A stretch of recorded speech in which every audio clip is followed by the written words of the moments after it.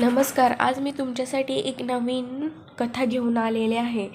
So please तुम्हाला आवडली तर माझ्या चॅनलला सबस्क्राईब नक्की करा.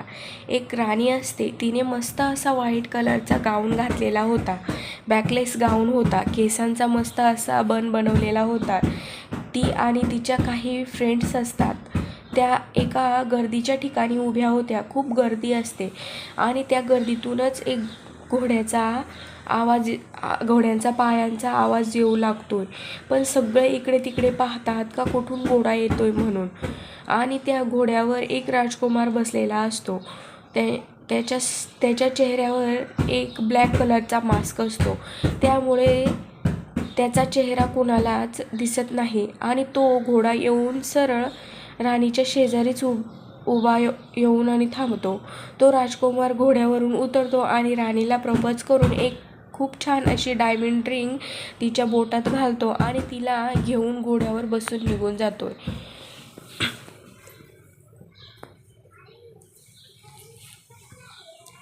अगं ताई, ताई उठ ना ताई, किती झोपतेस? उठ, आत्ता सूर्यदेव डोक्यावर आलेत.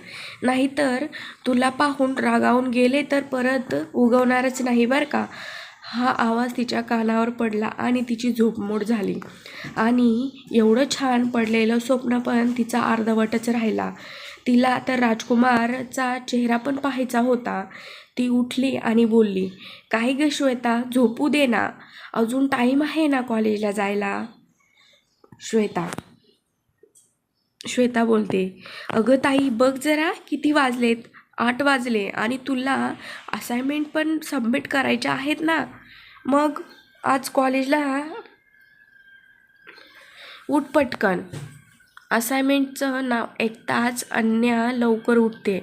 अन्या ही आपल्या कथेची नायिका. दिसायला सुंदर, धारदार नाक आणि नाजूक गोरी पान, उंच 5 फूट चेहरा तिचा गोल आणि मोठे टपोरी डोळे, लांबलचक सोनेरी असे केस, या सगळ्यांनी मिळून तिची सुंदरता कोणालाही भारावून टाकेल. अशी कोणीही पाहतच तिला लगेच पसंत करतील. अशी म्हणायला गेले तर अख्ख्या कोल्हापुरात अशी मुलगी सापडणार नाही.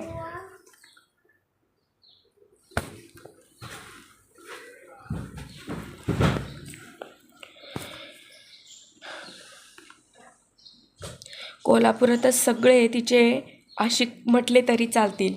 पण आपली ही अन्या खूप भोळी. कधीच कोणाच्या आध्यात ना मध्यात असायची. ती घड्याळात पाहते तर खरंच 8 वाजले होते.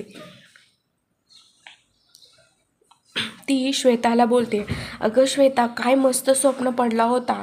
पण मी तुला आता नाही सांगत, नंतर सांगेल जेव्हा कॉलेजवरून आली का मग. आता मला पटकन फ्रेश होऊ दे आणि मला मॅथ्सच्या असाइनमेंट पण सबमिट करायच्या आहेत ना, नाहीतर ती ताजनेबाई माझा जीवच घेईल. आज मला लास्ट डेट दिलेली आहे.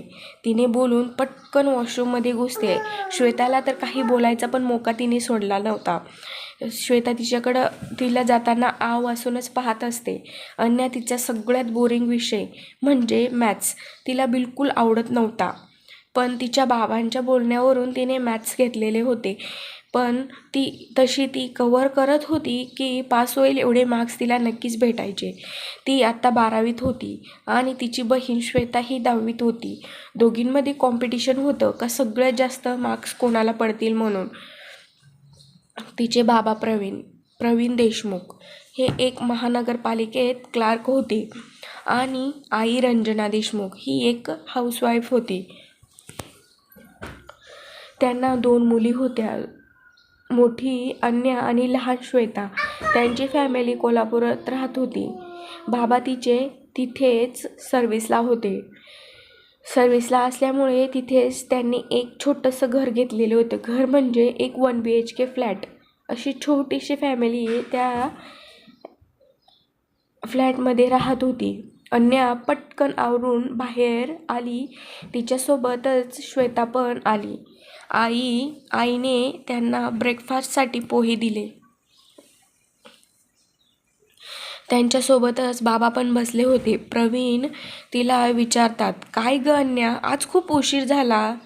काय उठायला? अन्या बोलते. हो ना बाबा, आज ते मी खूप छान स्वप्न असं बोलणारच का तेवढ्या तिची जीभ चावली तिने आणि बोलली, हो ना बाबा, आज मला खूप छान झोप आली होती. म्हणून श्वेता तिच्याकडे पाहून हसत बोलते, हो का, झोप आली होती का मग काही वेगळं?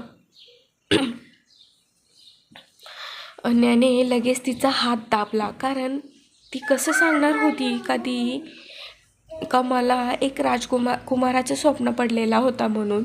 नाहीतर बाबांनी काय विचार केला असता तिच्याबद्दल. अजून कॉलेज पूर्ण व्हायचं बाकी आणि ही राजकुमाराचे स्वप्न पाहते म्हणून तिने श्वेताला गप्प राहायला बोलली. प्रवीण विचारतात, दोघींचा अभ्यास चांगला चालू आहे ना? दोघी पण एक सुरात बोलतात, हो बाबा. प्रवीण बोलतात, काही लागलं तर मला सांगा हा. 6 महिन्यांनी तुमची एक्झाम आहे. खूप छान अभ्यास करा आणि तुमच्या आईचं आणि माझं नाव मोठं करा. दोघीही एका सुरातच होकार देतात आणि पटकन नाश्ता करून आईबाबांच्या पाया पडून बाबांसोबतच कॉलेजला जायला तयार होतात.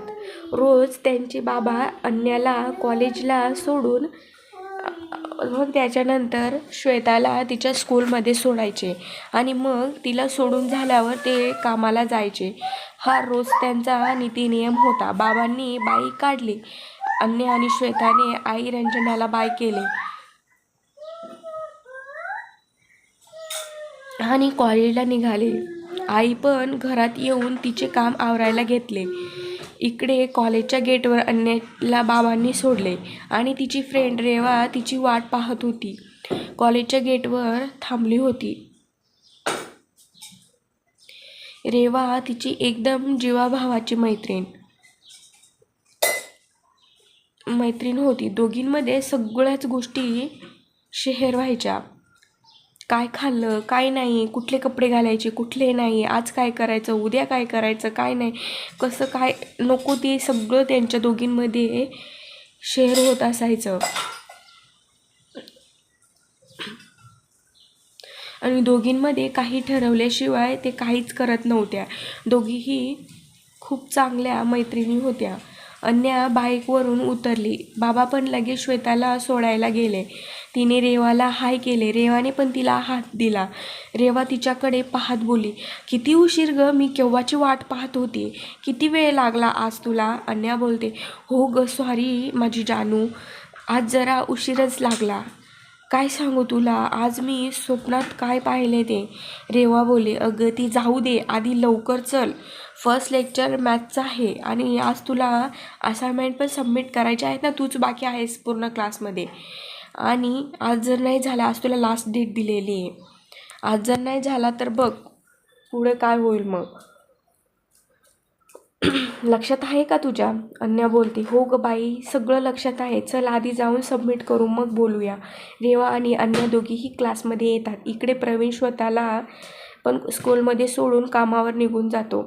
क्लास अटेंड केल्यावर एक रेसेस होती 1 वाजता आणि दोघींनाही खूप भूक लागलेली असते. रेवा बोलते, चल अन्या, काहीतरी जाऊन खाऊया, माझ्या पोटात तर कावळे जोरडायला लागलेत. जर लवकर नाही खाल्लं ना तर कावळे अगं बाहेर येतील. तोंड वाकडं करत अन्याला बोलते.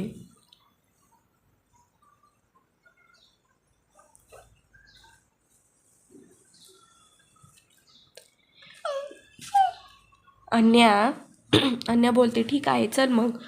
त्या दोघीही कॅन्टीनमध्ये जातात. अन्याने घरी येऊन पण टिफिन आणलेला होता. दोघीही आणतात, पण आज रेवाने आणला नव्हता. अन्याची आई रोज न चुकता टिफिन द्यायची.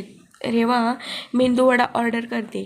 रेवा अन्याला बोलते, तू काय खाणार अन्या?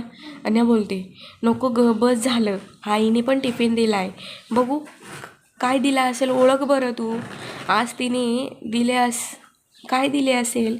आईने आज तुझ्या आवडीचं दिलेलं आहे. रेवा म्हणते, अय्या खरंच आईने माझ्या आवडीचं दिलं आहे? म्हणजे नक्कीच आळूवडी आणि कोथिंबीर वडी, होय ना? हो ना, हो ना, बोल ना, हो ना. रेवा अन्याकडे बोट दाखवत बोलते. अन्या बोलते, हो ग बाई, बरोबर ओळखलंस. तशी लगेच रेवा उठून टिफिन पटापट खोलू लागते.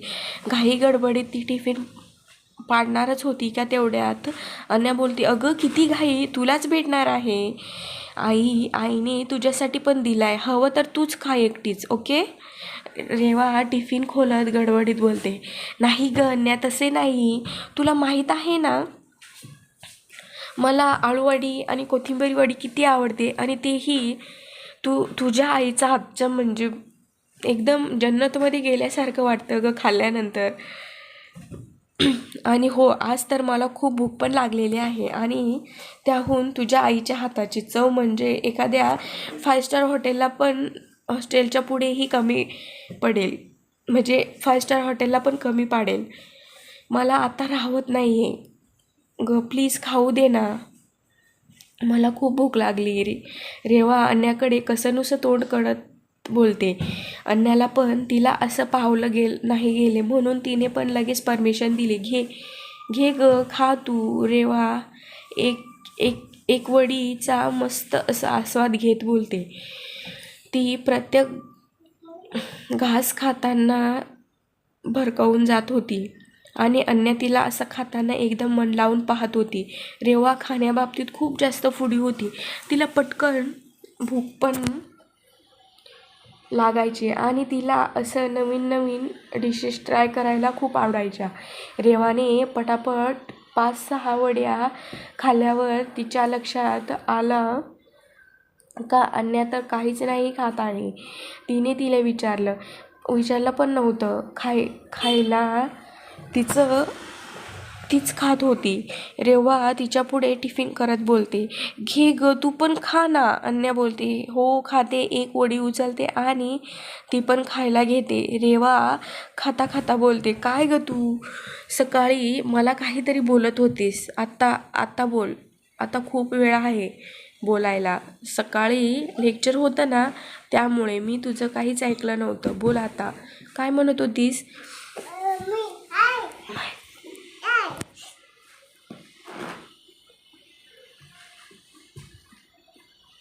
अन्याला आठवतं का ती काय बोलणार होती. तिला तो रात्रीचा स्वप्न आठवतो, आणि ती परत भारावून जाते. त्या स्वप्नात रेवा तिला परत हाताने हलवत बोलते, काय ग, कुठे आहेस, काय विचार करतेस, काय बोलणार होतीस, बोल ना. अन्या भानावर येत बोलते, अगं रेवा, तुला काय सांगू, मला काल एक एवढं छान स्वप्न पडले होते की काय. रेवा बोलते, काय स्वप्न, तू स्वप्नाबद्दल बोलतेस, मला वाटलं का काही वेगळाच विषय बोलत असेल. ती नाक मुरडतच बोलते. अन्या बोलते, आधी तू ऐकून तर घे ना. अन्या उठत बोलते, हातवाऱ्या करत बोलते, माझ्या स्वप्नात एक राजकुमार येतो आणि मला सगळ्यांसमोर प्रपोज करतो, आणि मला एक डायमंड रिंग बोटात घालून मला त्याच्यासोबत तो घेऊन जातो. रेवा बोलली, मग काय झालं. अन्या परत खुर्चीवर बसत टेबलावर हात मारत बोलते, अगं तेच तर ना, पुढे पण काहीतरी पाहिले असते, पण लगेच जाग आली, आणि श्वेताने हाक मारली होती. सकाळचे 8 वाजले होते. ती नाराज होत बोलते, त्यामुळे तर आज उशीर झाला ना मला यायला. रेवाने जेव्हा मोठमोठ्याने हसायला सुरुवात केली, तिला असं हसताना पाहून अन्या चकित होते. तिच्याकडेच पाहते. तिला खूप हसताना पाहून अन्या तिला हात लावत बोलते, रेवा रेवा, अगं काय रेवा, काय झालं तुला हसायला, एवढी का हसतेस, बोल ना, काय झालं. रेवा कसं तरी स्वतःला कंट्रोल करत बोलते, अगं अन्या, ते स्वप्न होतं ना, मग एवढी का सिरियस होऊन बोलत होतीस, स्वप्न कधी पूर्ण होतात का गं. आता रेवा खूप सिरियस होऊन बोलते, हे बघ, स्वप्न बघणं हे आपला अधिकार आहे असं समजतो, पण ते सत्यात उतरेल हे कशावरून. त्यावरून आपण हे असे लोअर मिडल क्लास फॅमिलीमधून आहोत. आपल्यासोबत कोण राजकुमार लग्न करणार आहे ग? आता रेवा अन्याचा हातात घेत बोलते.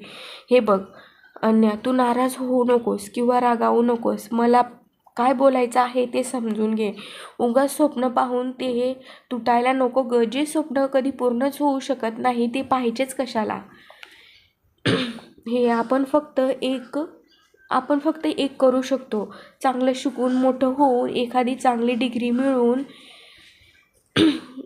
घेतली तर आपल्याला चांगला एखादा जॉब भेटेल आणि आपण शक्यतो त्या जॉबमध्येच तेवढं राजाराणीसारखं स्वप्न पाहून ते साकार करण्याचा प्रयत्न करू शकतो आणि आपल्या आईवडिलांना पण आईवडिलांचे पण स्वप्न पूर्ण करू शकतो आणि आपलं लक्ष त्याच्यावरच असले पाहिजे. अन्याला वाटलं नव्हतं का एक स्वप्न पाहिल्यावर तिला एवढं सगळं ऐकावं लागल. अन्या लालची तर नव्हती किंवा तिच्या मनात आतापर्यंत कधीच आले नव्हते का आपण एखाद्या राजकुमारासोबत लग्न करावं किंवा पैसा प्रॉपर्टी असं काहीच नव्हतं. फक्त तिला हा पडलेला स्वप्न होता. तिने मुद्दाम तर पाहिला नव्हता. जे पडले ते तिने बोलून दाखवलं होतं. ती विचार करतच होती का रेवा तिला बोलते. काय ग मी बोलते ते आलं का लक्षात तुझ्या? अन्या भानावर येत बोलते. हो ग कळतंय मला, पण तुला वाटतं का मी लालची किंवा मला खूप पैसे पाहिजे असं मी कधी बोलले का ग? तो स्वप्न मला पडला होता. मी काय एक फन म्हणून तुला एक बोलून दाखवलेलं होतं आणि तू मला एवढं सुनावलंस. रेवा बोलते. हो ग तू बोलतस ते पण खरं आहे, पण म्हणे माणसाने तेवढे स्वप्न पाहावे जेवढे आपले अंथरूण असते. अंथरूण पाहून पाय पसरावे, नाहीतर मोठे मोठे स्वप्न पाहिजे आणि पूर्ण नाही झाले तर आपल्याला त्रास होतो. सो ते सोड. आता आपली एक्झाम येणार आहे, मग दिवाळीची सुट्टी, त्यानंतर तुझं बर्थडे डिसेंबरमध्ये, मग फायनली मार्चमध्ये आपली फायनल एक्झाम आहे. त्यासाठी आपल्याला भरपूर अभ्यास करायचा आहे. हा भाग तुम्हाला कसा वाटला कॉमेंट करून नक्की सांगा. माझ्या चॅनलला सबस्क्राईब नक्की करा, लाईक करा, शेअर करा, कॉमेंट करा. माझ्या चॅनलला सबस्क्राईब नक्की करा. थँक्यू, धन्यवाद.